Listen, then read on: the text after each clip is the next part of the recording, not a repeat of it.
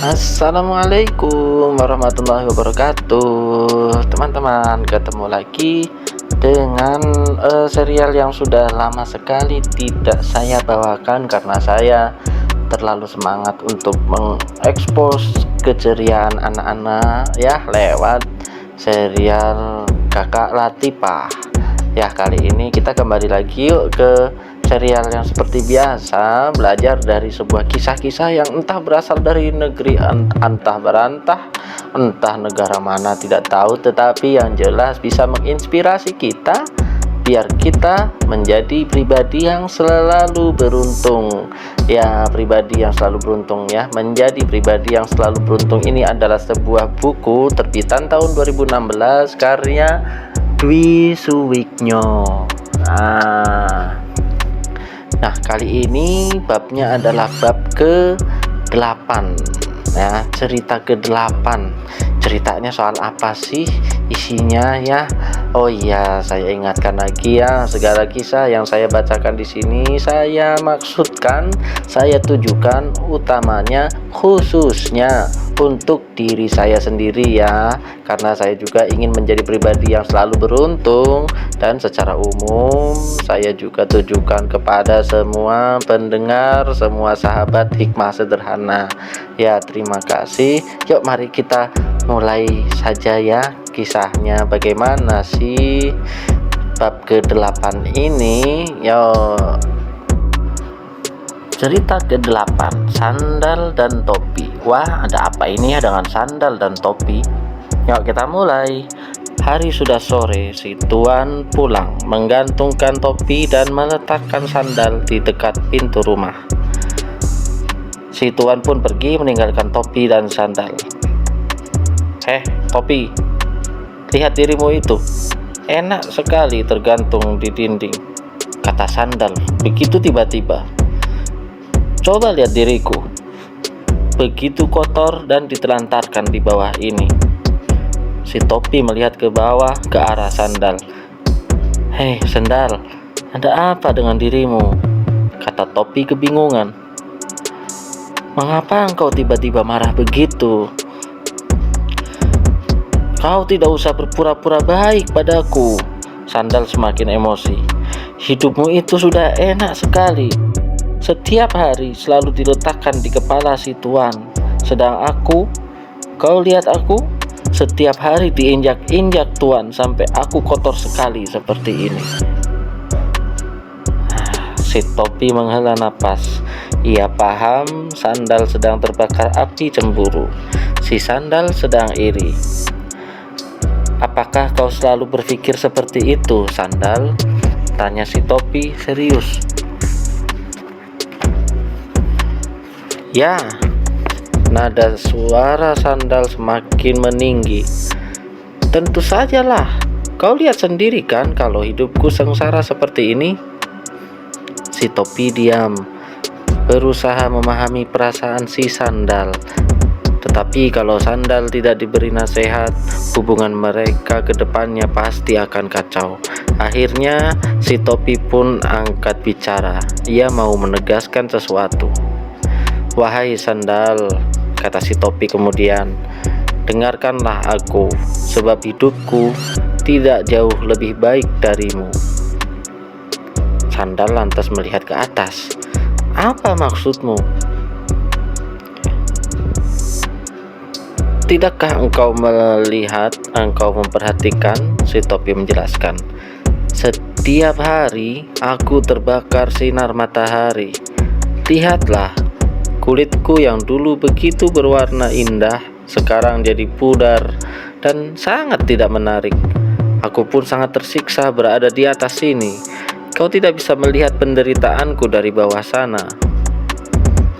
Si sandal terhentak mendengar apa yang dikatakan sahabatnya itu. Benarkah? Sandal bertanya dengan nada rendah. Ya, engkau bisa lihat sendiri kondisiku saat ini, keluh topi kemudian. Andai saja kau ingin dipakai di kepala si Tuan, tentu kau akan merasakan panasnya sengatan terik matahari itu. Sandal terdiam. tidak bisa berkata apa-apa lagi. Sedangkan kau sendal, lanjut si topi, setelah ini kau akan dicuci dengan air bersih. Itu membuatmu tampil cantik lagi. Engkau bersih lagi. Sedang aku, warna kulitku yang pudar ini tidak akan bisa kembali lagi seperti dulu. Aku minta maaf. Suara sandal terdengar lirih. Si topi tersenyum. Tidak apa-apa. Dulu aku juga merasa tersiksa menjadi topi seperti ini, harus menahan sengatan sinar matahari. Tetapi aku sadar, untuk inilah aku diciptakan. Begitu juga dengan dirimu. Engkau diciptakan untuk diinjak-injak agar kaki Tuhan terlindungi dari kotoran dan terhindar dari bahaya benda tajam. Ya, inilah peran kita masing-masing. Untuk peran itulah kita diciptakan. Maka kita coba untuk terus mensyukurinya, sekaligus selalu tampil yang terbaik untuk Tuhan kita. Nah teman-teman, ini tentang peran. Untuk peran apa kita diciptakan di dunia ini? Meski rasanya sudah saja Anda terselip rasa kesal, jengkel, dan begitu emosi ketika melihat posisi orang lain yang begitu nyaman. Ya, seorang karyawan merasa jengkel melihat si bos yang kerjanya hanya duduk-duduk santai di dalam ruangan ber-AC, sedangkan para karyawan harus banting tulang sampai kerja lembur, gaji tak naik-naik. Tetapi apakah para karyawan berpikir kalau si bos juga memiliki resiko tersendiri? Si bos meski terlihat santai, sebenarnya kerjanya lebih keras, sebab tekanan kerjanya juga lebih keras. Ya, seorang karyawan hanya bertugas mengurus satu pekerjaannya saja, sedangkan si bos tugasnya mengurus satu perusahaan. Pantas kalau gaji dan tunjangan yang diperolehnya berbeda. Ini bukan lagi soal iri dan dengki, tetapi kesadaran atas peran kita masing-masing. Nah, ini dia ya, kita masuk ke lembar inspirasi. Sadarilah peran kita teman, lalu mulai bersyukurlah atas apapun yang bisa kita berikan kepada orang lain melalui peran itu. Sebab pada akhirnya orang lain akan setia menilai dari apa yang sudah kita lakukan, ketimbang melihat status tinggi rendahnya peran kita. Nah, sekian dulu ya kisahnya di bab 8. Sangat menginspirasi tentunya, benar tidak teman-teman? Karena kita juga sering merasa cemburu dengan apa sih pencapaian rekan-rekan kita, ya kan, tanpa menyadari sebenarnya peran kita itu seperti apa sih, ya kan? Ya, mari kita sama-sama yuk belajar bagaimana caranya bisa mensyukuri sesuatu, tidak perlu harus cemburu dengan pencapaian orang lain.